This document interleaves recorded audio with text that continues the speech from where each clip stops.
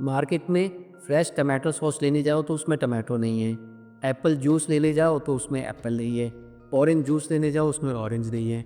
हद तो तब हो गई जब कंपनीज़ ने ओआरएस को बेचना शुरू करा जिसमें ओआरएस है ही नहीं। ओआरएस जो है एक ऐसा सॉल्ट होता है जिसे डिहाइड्रेशन में दिया जाता है। डिहाइड्रेशन होता है यानी कि पानी की कमी। ये बच्चों में भी हो सकती है, ये बड़ों में भी हो सकती है। नॉर्मली आपने देखा होगा जब डायरिया होता है तो डॉक्टर हमें एक ओआरएस रेकमेंड करते हैं। ओआरएस एक डब्ल्यूएचओ द्वारा अप्रूव्ड सॉल्ट है जिसमें ग्लूकोज, वाटर एंड सॉल्ट का एक बैलेंस्ड क्वांटिटी होती है जो कि मरीज के लिए बहुत बेनिफिशियल होती है। ओआरएस का यूज़ मैसिवली 1971 में किया गया था जब बांग्लादेश पाकिस्तान से अलग हो रहा था। उस वक्त इंडिया में और बांग्लादेश में बहुत सारे लोगों को डिहाइड्रेशन हो गया और बहुत सारे लोग मरने लगे। इससे बचने के लिए डॉक्टर्स ने एक फार्मूला बनाया जिसमें उन्होंने ग्लूकोज, सॉल्ट और फ्रेश वाटर को मिला के एक बैलेंस्ड इलेक्ट्रोलाइट फार्मूला बनाया जिसने बहुत सारे लोगों की जान बचाई। बाद में 1980 के आसपास डब्ल्यूएचओ ने इसे अप्रूव किया और तब से ये डायरिया में और जब भी डिहाइड्रेशन किसी को होता है तो ये रेकमेंड किया जाता है। लेकिन कंपनीज़ ने फ़ायदा उठाने के लिए यानी कि अपनी सेल्स को बढ़ाने के लिए ओआरएस जो नाम है इसका मिसयूज़ किया अपने शुगरी ड्रिंक्स जिनमें कि शुगर बहुत ही ज़्यादा थी और उसमें कोई भी बैलेंस नहीं था ग्लूकोज का, सॉल्ट का।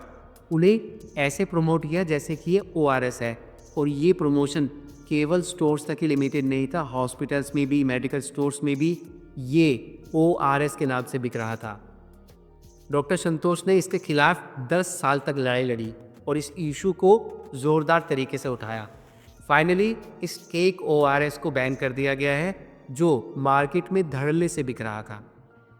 अचंभे की बात तो ये है कि बैन होने के बाद भी एक कंपनी ये बोल रही है कि मेरा करोड़ों का माल मार्केट में है और उसे बिकने दिया जाए और उसके बाद इसे बैन किया जाए। ये तो कुछ ऐसा ही हो गया जैसे कि एक कार में चोर चोरी करने के लिए गए और पुलिस ने उन्हें पकड़ लिया।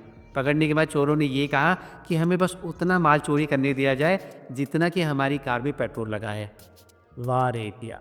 तो आप सभी से रिक्वेस्ट है कि प्लीज़ जब भी आप कोई भी चीज़ खरीदने जाएं तो लेबल को ज़रूर पढ़ें, इंग्रेडिएंट को ज़रूर पढ़ें।